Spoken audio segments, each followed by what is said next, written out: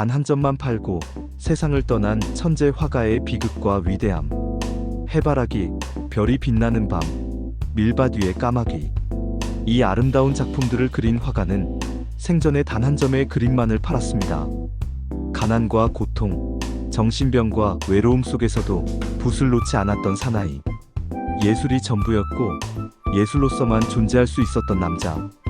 빈센트 반 고흐의 기묘하고도 찬란했던 인생 이야기 지금 시작합니다. 1.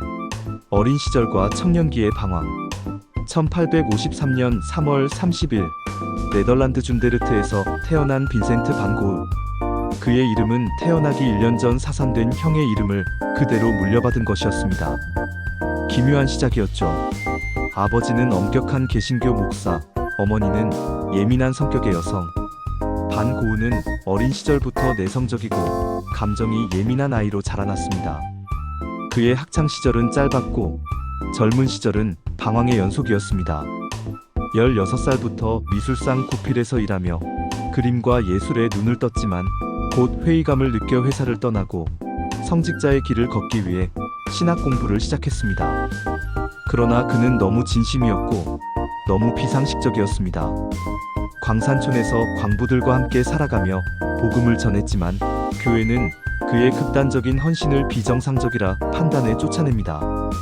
세상은 그를 받아주지 않았고 결국 고흐는 모든 것을 내려놓고 붓을 들게 됩니다. 그때 그의 나이 27세. 인생의 절반을 떠돌다 마침내 화가가 되기로 결심한 순간이었습니다. 예술가로서의 출발, 그리고 파리에서의 충격. 화가로서의 첫 시도는 거칠었지만 진심이 담겨 있었습니다.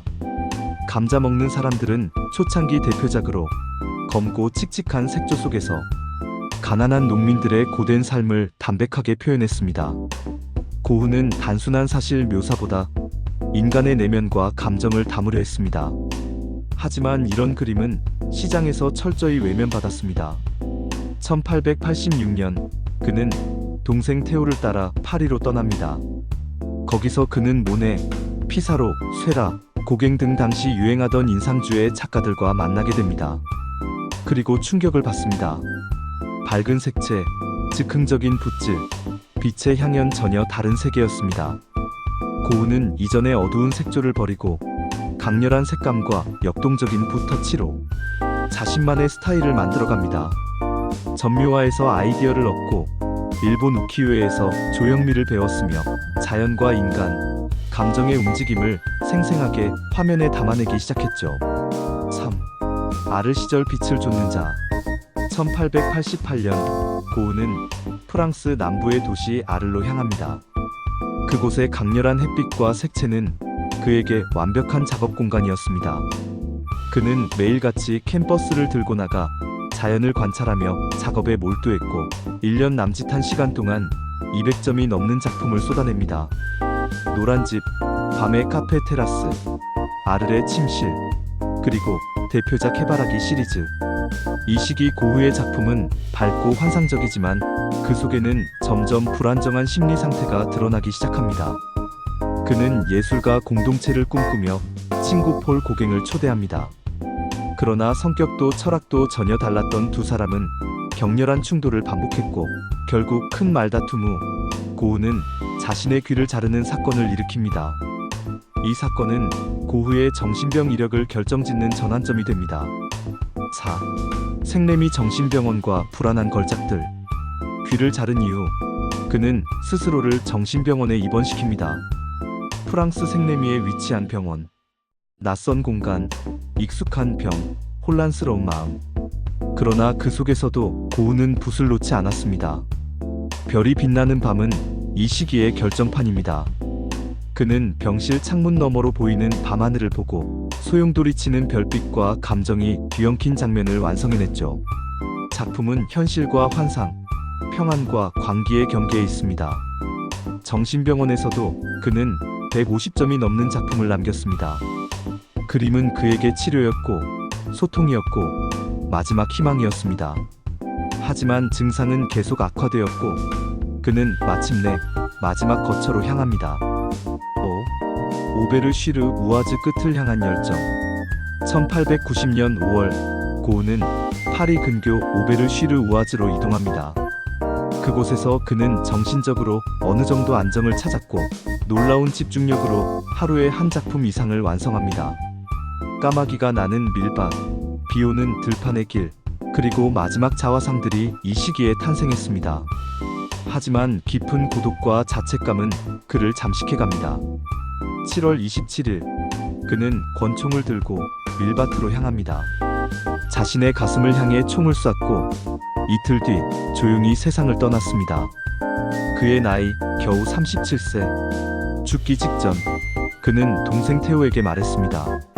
슬픔은 끝났고 행복이 시작됐어. 6. 동생 테오 형의 유일한 친구 빈센트 반 고흐에게 테오는 단순한 가족 이상의 존재였습니다.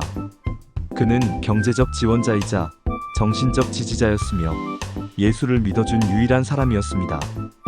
두 사람은 600통이 넘는 편지를 주고받았습니다. 그 편지는 단순한 대화가 아닌 인생에 대한 통찰과 예술에 대한 열정, 그리고 인간의 고통에 대한 기록이었습니다.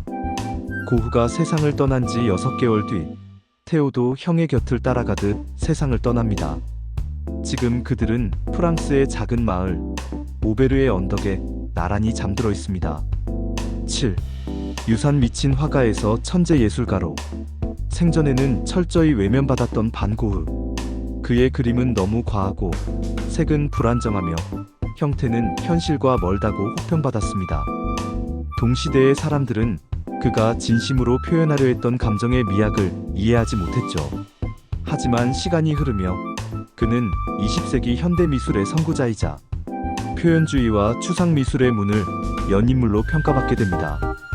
별이 빛나는 밤은 수많은 사람들의 상상력과 감정을 자극하며 해바라기는 희망의 상징으로 아르레 침실은 내면의 평안을 갈망하던 그의 고독한 목소리로 전 세계 미술관과 사람들의 마음속에 남아있습니다. 그의 그림은 지금도 경매에서 수백억 원에 거래되고 고흐 박물관은 해마다 수백만 명이 찾는 성지처럼 여겨지고 있죠. 그는 이제 더 이상 귀를 자른 미친 화가가 아니라 고통 속에서 피어난 진정한 예술의 아이콘이 되었습니다. 그의 그림을 볼 때 우리는 단지 아름다움을 느끼는 것이 아니라 그가 느꼈던 고독, 절망, 희망, 사랑, 인간의 모든 감정을 함께 체험하게 됩니다. 고흐는 붓으로 그 모든 것을 기록한 셈이죠. 삶이 고통스럽고 외로울 때 우리는 그의 그림 앞에 섭니다. 그리고 조용히 위로받습니다. 마무리. 빈센트 반 고흐. 그는 미치광이라 불렸고 실패자라 불렸지만 결국 예술의 이름으로 영원히 살아남았습니다. 빛과 어둠을 동시에 품었던 그의 그림은 오늘도 누군가의 마음의 별이 되어 반짝이고 있습니다. 그리고 그는 말합니다. 진정한 예술은 사랑에서 시작된다. 빈센트 반 고흐. 그는 결국 사랑을 남긴 사람이었습니다. 구독, 좋아요로 흥미있는 역사를 만나세요. 역사의 숨은 이야기를 전하는 역사 파일이었습니다.